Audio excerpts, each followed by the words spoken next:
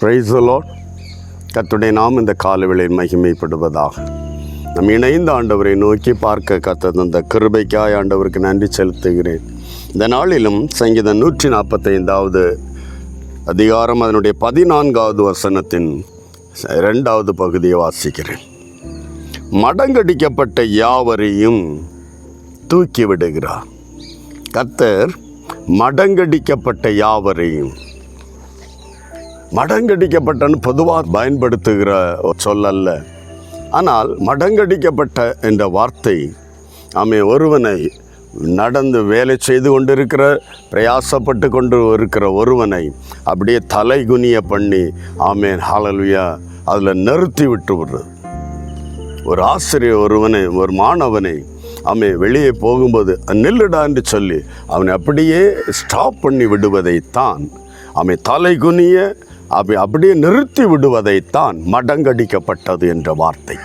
இந்த கால வேளையில் நம்முடைய ஆவிக்குரிய வாழ்க்கையை முடக்கி வைத்திருக்கிற வல்லமைகள், நம்முடைய பொருளாதாரத்தை முடக்கி வைத்திருக்கிற, தலைகுனிய வைக்கிற, அதில் வளர வெளியே உயர முடியாதபடி தடைப்படுத்துகிற தடைகள், எத்தனை சூழ்நிலைகளை ஆனாலும் வேதம் சொல்லு, அப்படி மடங்கடிக்கப்பட்ட ஒரு தெய்வ பிள்ளையாய் நீ காணப்படுகிறாயானால் உனக்குரிய ஒரு வார்த்தை, இந்த வார்த்தை சொல்லுகிறது, அவர் உன்னை தூக்கி விடுகிறார். எந்த இடத்தில் வித்ஹோல்டாக பண்ணப்பட்டாயோ அந்த இடத்துல தேவன் உன்னை தூக்கி விடுகிறார், தலை நிமிர பண்ணுகிறார், உயர்த்த பண்ணுகிறார். கர்த்தருக்கென்று நீ எடுத்த எல்லா பிரயாசங்களிலும், தேவனுக்கென்று நீ எடுத்த எல்லா காரியங்களிலும், ஆவிக்குரிய வாழ்க்கையில் வளர, உன்னுடைய தொழிலில், உன்னுடைய ஊழியத்தில் எந்தெந்த காரியங்களில் வளர நம்ம பிரயாசப்பட்டோமோ அதெல்லாம் மடக்கடித்து வித்ஹோல்டாகி வைத்திருக்கிற அந்த இடத்திலிருந்து கர்த்தர் உன்னை தூக்கி எடுக்கிற நாள், கர்த்தர் உன்னை உயர்த்துகிற நாள். கரம் பிடித்து பயப்படாதே. ஒரு இன்குபேஷன் பீரியட் இருக்கிறது போல உன்னுடைய வாழ்க்கையில் உன்னை தூக்கி விடுகிற ஒரு நாள் இந்த நாள். ஆண்டவரை நோக்கி பார்க்கலாமா?